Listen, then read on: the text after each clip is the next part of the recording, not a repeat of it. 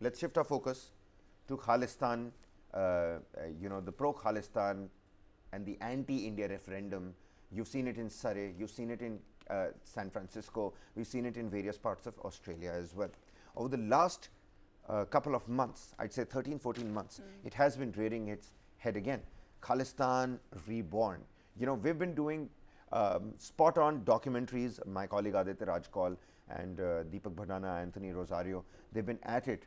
They've been producing those kind of documentaries, and we'll try and show those documentaries as well. But the point being that right now, Canada has expelled our top diplomat.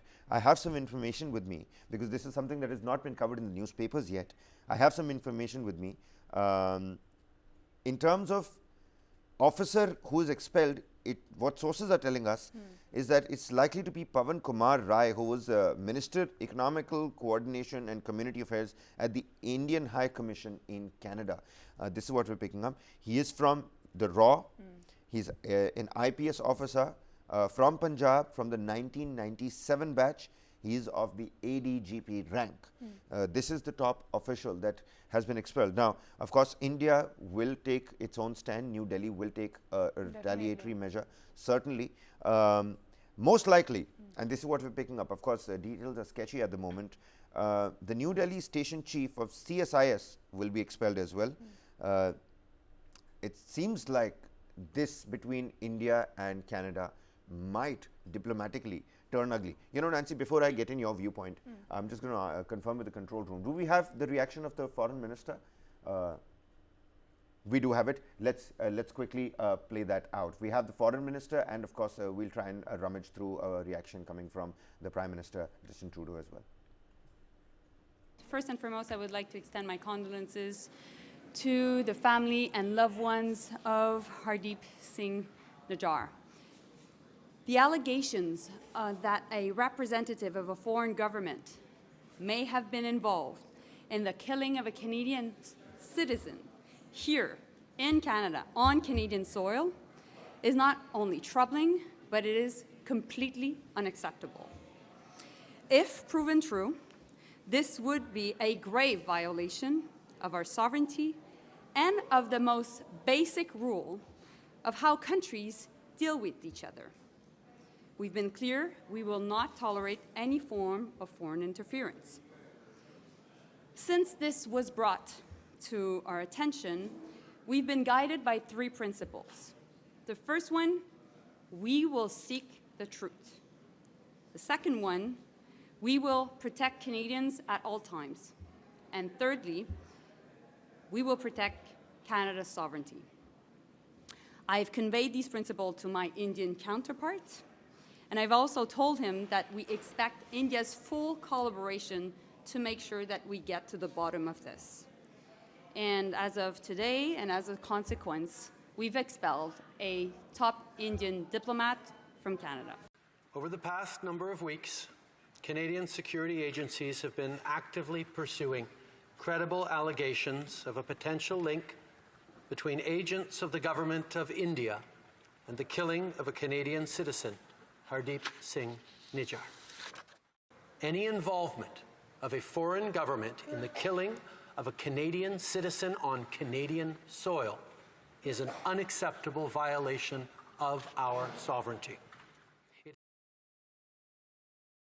That was Justin Trudeau. Of course, if I could read out exactly what Justin Trudeau said, and let me also tell you, ladies and gentlemen, that the Ministry of External Affairs here in New Delhi has rejected those allegations that have been leveled by Canada. Let me just quickly read that out for you in terms of what Justin Trudeau said. It says here that, Mr. Speaker, today I'm rising to inform the House of an extremely serious matter. I just informed the leaders of opposition directly, but I want to speak to all Canadians. Over the past number of weeks, Canadian security agencies have been actively pursuing credible allegations of a potential link between agents of the Government of India and the killing of a Canadian citizen, Hardeep Singh Nijjar. Canada is a rule of law country. The protection of our citizens and defense of our sovereignty are fundamental. Now, meanwhile, this is absolutely crucial, ladies and gentlemen. This is what the Indian government, the Ministry of External Affairs, has said in retaliation. It says, we have seen and rejected the statement of the Canadian Prime Minister in their parliament and also the statement by their foreign minister, allegations of Government of India's involvement in any act of violence in Canada are absurd and motivated. Similar allegations were made by the Canadian Prime Minister to our Prime Minister and were completely rejected. It seems like they must be pointing to that G20 meet, that pull-aside meeting that they had. We are a democratic polity with a strong commitment to rule of law. Such unsubstantiated allegations seek to shift the focus from Khalistani terrorists and extremists who have been provided shelter in Canada and continue to threaten India's sovereignty and territorial integrity. The inaction of the Canadian government on this matter has been a long-standing and continuing concern.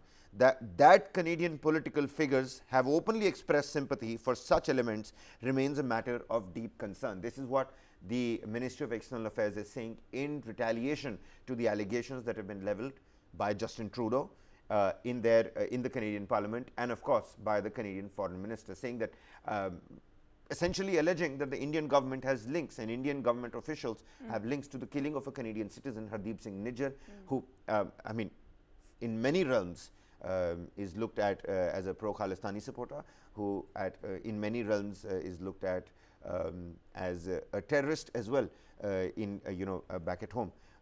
Now let me also quickly read out the remaining portion. The space given in Canada to a range of illegal activities, including murders, human trafficking and organized crime, is not new.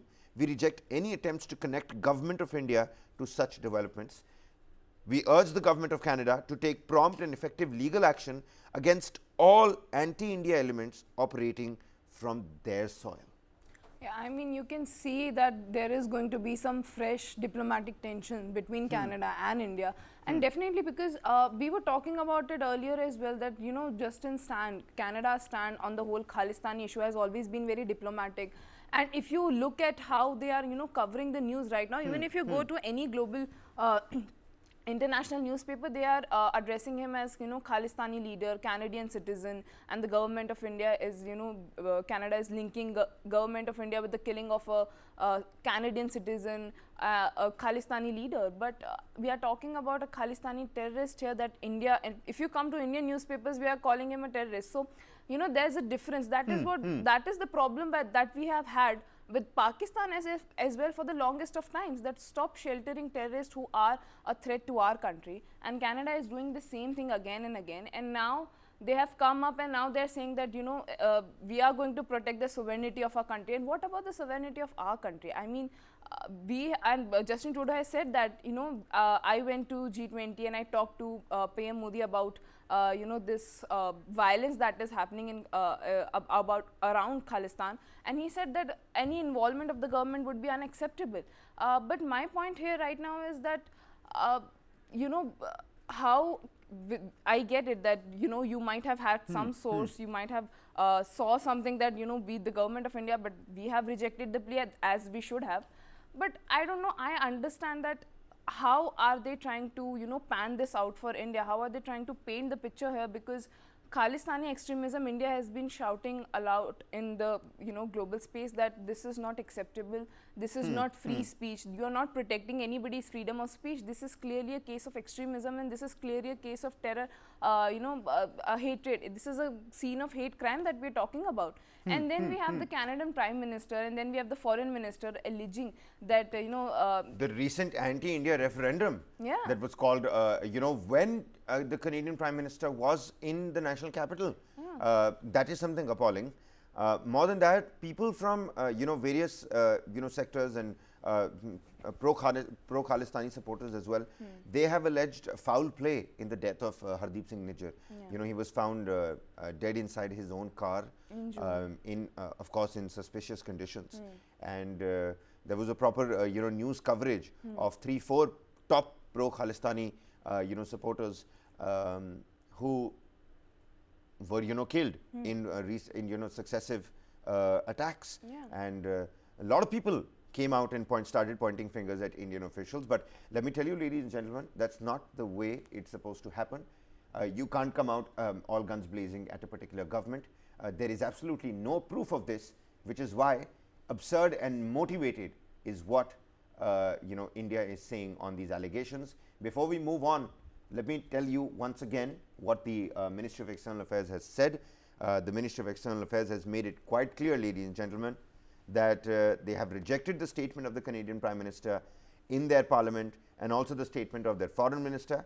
Allegation of Government of India's involvement in any act of violence in Canada are absurd and motivated. Similar allegations were made by Canadian Prime Minister Justin Trudeau to our Prime Minister Narendra Modi and were completely rejected. We are a democratic polity with a strong commitment to rule of law. Such unsubstantiated allegations seek to shift the focus from Khalistani terrorists and extremists who have been provided shelter in Canada and continue to threaten India's sovereignty and territorial integrity. The inaction of the Canadian government on this matter has been a long-standing and continuing concern. Well, Nancy, it seems like we'll have to wait and find out as to what happens on the diplomatic front. Justin Trudeau's visit to the New Delhi, it had a little bit of a sour taste towards the end. He refused to take our plane. Yeah. He was stuck here for another 2 days. That plane is also, by the way, 27 years old, is what we picked up. But towards the end, Rishi Sunak was also given pretty much a similar message, and so was Justin Trudeau. And how Justin Trudeau and the Canadian polity has been taking their stance over these anti-India elements that are being sheltered in Canada, how these two nations are finally going to meet each other halfway. Will there be dialogue? It could get real ugly.